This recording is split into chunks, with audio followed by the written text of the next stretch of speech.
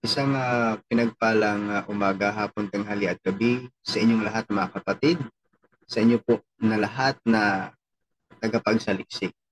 Muli, ito naman po inyong katolikong tagapagsaliksik at sa pagkakataong ito, meron naman po tayong sasaliksiking napakahalagang bagay. Alam niyo po ba, itong sikat na mangangaral at nagtayo pa ng kanyang sariling iglesia na kilala, no, sa pangalang Brother Eli, ay napo ng Team Paathag kung papaano po siya nabisto. Kasi nag-aala Bible scholar po siya, pero dito malalaman natin mga kapatid, mga kaibigan, na wala naman pala siyang kredibilidad sa pagiging biblical scholar. Panoorin niyo po ng mabuti at nawa ay mabigyan po ito, no, ng kaliwanagan sa ating puso at isipan. At mga kapatid, sana po ay atin din pong suportahan ang Paathag Archdiocese of Capiz sa kanilang Facebook page para po sa ikapaglalago pa ng ating kaalaman bilang mga matatag na Katoliko. Watch this video mga kapatid and learn something in this video. Isang masayang pagbati po sa lahat ng mga taga-subaybay ng aming munting page. Maraming salamat po sa inyong walang sawang panunood at pag-share ng mga video sa inyong mga mahal sa buhay at mga kaibigan. Masaya po kami dahil pinakikinabangan po ninyo ang aming ginagawang paglilingkod sa pamamagitan ng pagsagot sa mga videos ng mga anti-katoliko. Tayo po ay nagtatanggol lamang ng ating pananampalataya at hindi po tayo namimersonal. Sa katunayan, ang page po na ito ay nagsimula po kaming bumabahagi sa inyo ng mga videos na nagpapaliwanag tungkol sa ating pananampalatayang Katoliko. At hindi po tayo bumanggit ng mga pangalan ng relihiyon. Subalit, itong mga anti-Katoliko ay pumupunta sa page at ginagamitan po tayo ng mga salitang bobo at ng ibang mga komento na wala namang kinalaman sa paksang tinatalakay. Kaya, kailangan po nating sumagot. Pero hindi sa pamamaraan na ginagamit ng mga anti-Katoliko laban sa atin. Sumasagot po tayo para ang mga kapwa po natin mga Katoliko ay hindi po madaya ng mga anti-Katoliko na nagkukunwaring magaling sa Biblia. Pero ang ginagawa naman nila ay puro proof texting, copy and paste ng mga talata, pero hindi naman nila alam kung ano ang original text at ng historical context ng mga talatang ginagamit nila. Sa pagkakataon pong ito ay bibigyan po natin ng kasagutan at liwanag itong isa sa mga pinost ng mga followers ni Brother Eli Soriano sa comment section ng ating page. So, papakita po natin sa screen itong impormasyon na nagsasabing si Brother Eli Soriano ay isang Bible scholar. So, ayan, nakikita po ninyo yan ngayon sa inyong screen. So, maaaring itong mga tagasunod ni Brother Eli Soriano ay hindi na nila susuriin kung totoo nga ba itong impormasyon na ito o hindi dahil sa sobrang believe nila kay Soriano ay, well, para sa kanila, kahit ano tungkol sa Holy Scripture ay alam ni Eli Soriano. So, again, ito pong gagawin po natin ay hindi po para mamersonal, kung hindi para magbigay ng tamang impormasyon kung ano talagang ibig sabihin ng tunay na Bible scholar at kung ano ang mga ginagawa nito. Alam kong mahabang talakayan po ito kung pag-uusapan po natin talaga ang comprehensive na impormasyon tungkol sa pagiging tunay na Bible scholar. Pero magbibigay po tayo ng tatlong simpleng patotoo na si Brother Eli Soriano po ay hindi po tunay na Bible scholar. Una, ang tunay na Bible scholar po ay knowledgeable sa biblical languages. Available naman po ang impormasyon na ito kung mag-iimbestiga lang po tayo ng mabuti. What languages are biblical scholars fluent in? Scholars generally recognize three languages as original biblical languages: Hebrew, Aramaic, and Greek. Kaya uulitin ko po ang sinasabi namin palagi dito sa Paathag. kailangan po alam po natin ang biblical languages at hindi ko muna isali na ang Biblia sa English at Tagalog ay hindi na po natin kailangan pang pag-aralan ang original languages nito kung gusto po natin gawin ang proper exegesis. Ngayon, paano ba natin malalaman kung ang isang tao ay may tunay na nakaalaman sa biblical languages? Well, ang tao nakapag-aral ng biblical languages at may totoong kaalaman tungkol dito ay una, nakakabasa siya ng text ng biblical languages. Kasi kung hindi ka marunong magbasa, paano mo mauunawaan ito? Tandaan, marunong magbasa ng text ha. Yung actual mismo na text ng Hebrew o ng Greek. At tama ang pronunciation ng binabasa niyang text. Pangalawa, alam din niya ang syntax at ang grammar ng Hebrew at ng Greek. Pangatlo, meron siyang idea kung ano ang textual criticism. At kasama na riyan sa textual criticism ay kaya niyang basahin ang text sa nasabing manuskrito. At pang-apat, marunong siya sa exegesis. Mahalaga po ang biblical languages para ma-perform po natin ang proper exegesis. Kaya nga, inire-recommend po natin sa sino mang seryoso na mag-aral ng sacred scripture na pag-aralan ang biblical languages. Therefore, knowing biblical languages is essential for exegetical accuracy and theological depth. Yung pong ginagawa ng iba ay hindi po yung matatawag na exegesis, kundi yun po ay eisegesis.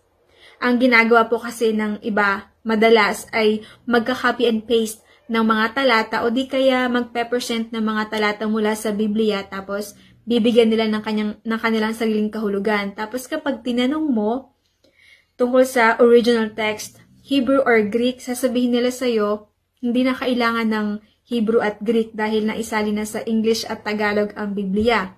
So, dito pa lang, halata mo na hindi nila alam ang exegesis.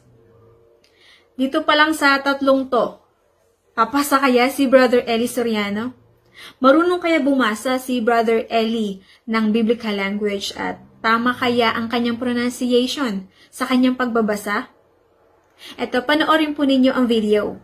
2028 ng gawa, nakasulat, Ecclesiantoteo. Ecclesiantoteo. Prosecete eutois kepantito poiminio en o umas to niuma to agion eteto episcopus poimainen ten ecclesiantoteo en periepoesato diato aimatos to idio.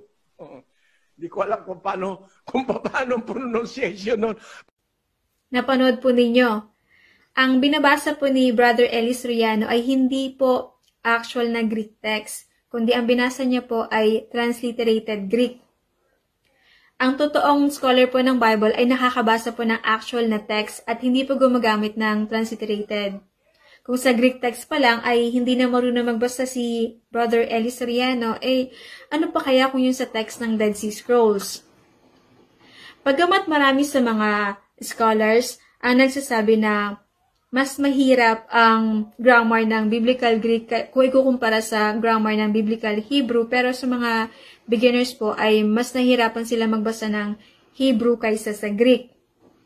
Again, ang tunay na Bible scholar po ay nakakabasa ng Hebrew at ng Greek. Pero sa pamamaraan ng pagbabasa ni Brother Eli Soriano, wala pong matinong tao na maniniwala na siya po ay isang tunay na Bible scholar.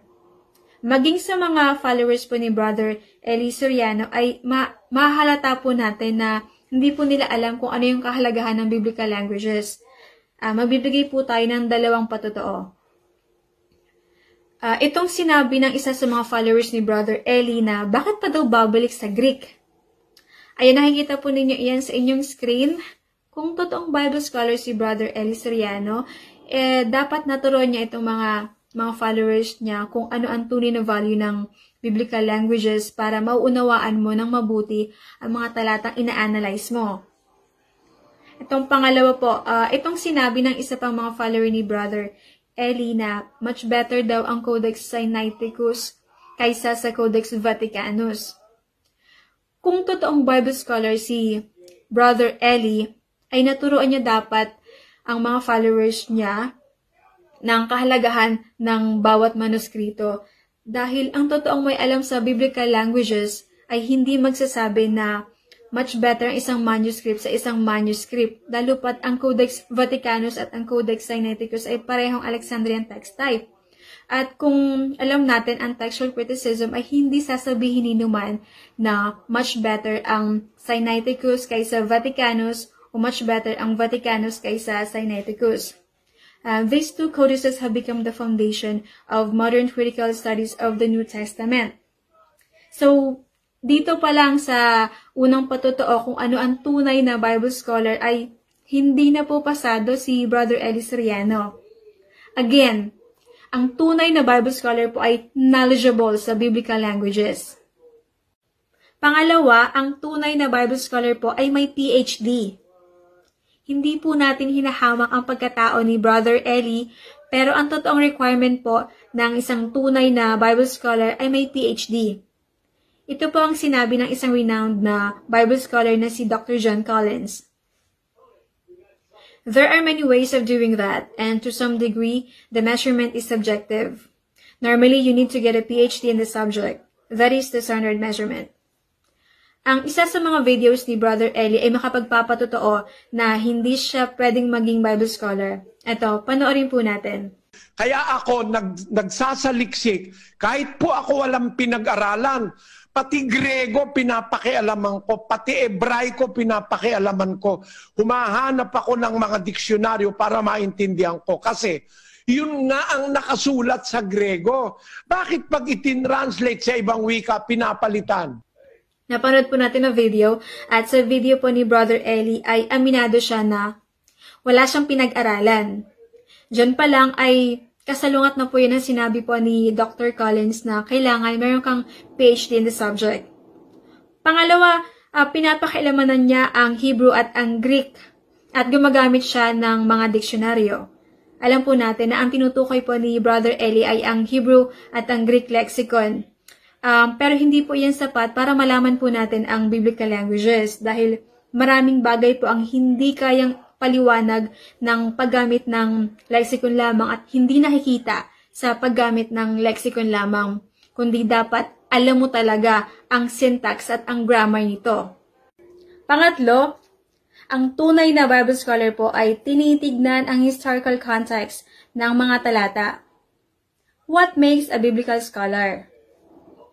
Biblical scholars usually try to interpret a particular text within its original historical context and use whatever information is available to reconstruct that setting. Historical criticism aims to determine the provenance, authorship, and process by which ancient texts were composed. Itong ginagawa ng mga followers ni Brother Eli Soriano na paggamit ng mga talata na hindi naman alam ang historical context ay natutunan din sa kanya. Kasi kung tunay na Bible scholar itong si Brother Eli ay ituturo niya ang historical context nito sa kanila.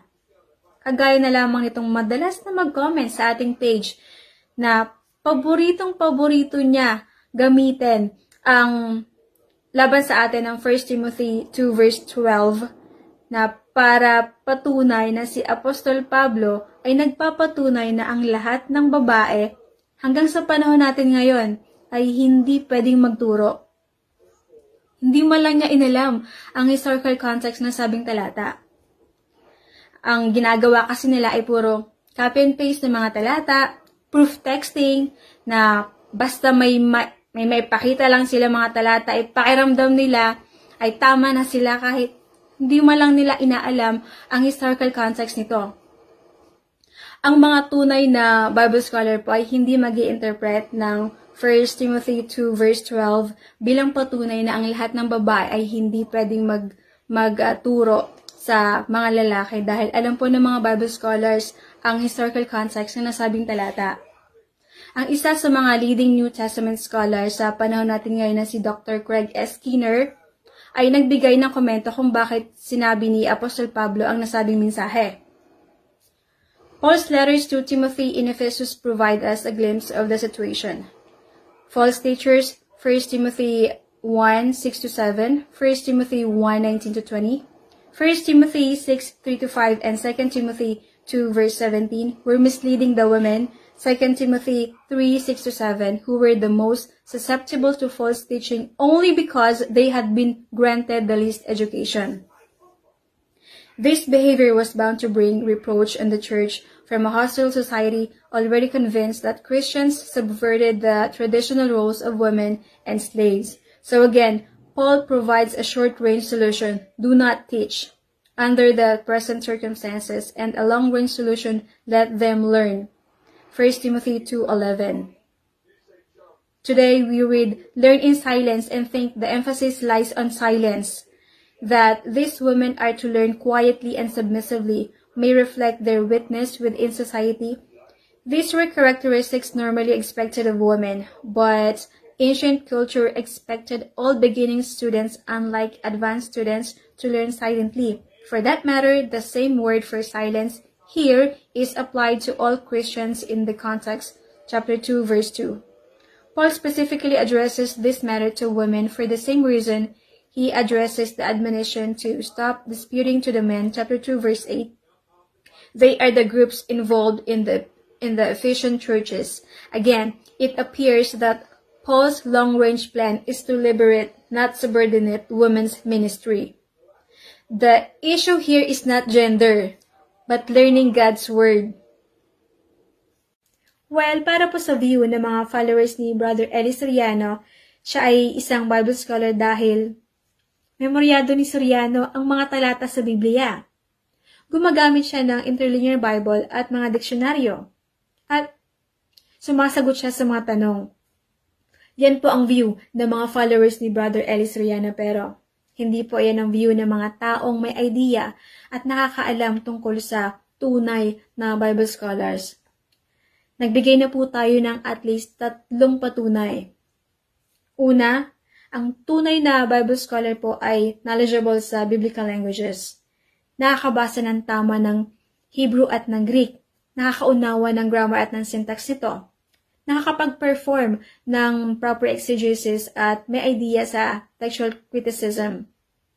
Hindi po kailanman ito nagawa ni Soriano at wala pong maipapakitang videos ang mga followers niya na nagawa ito ng kanilang tagapagturo. Pangalawa, may PhD ang mga Bible scholars. Si Brother Eli Soriano ay wala po nito. Pangatlo, ang mga Bible scholars po ay tumitingin sa historical context at wala pong matinong scholar ng Biblia ang gumagawa ng word idea fallacy o naghahanap ng letra por letra sa Biblia at gumagamit ng proof texting. Sa halip ay kinokorek po ito ng tunay na Bible scholar. Maraming salamat po sa inyong panunood. Sana ay naging bukas po ang ating puso't isipan sa inyong panunood.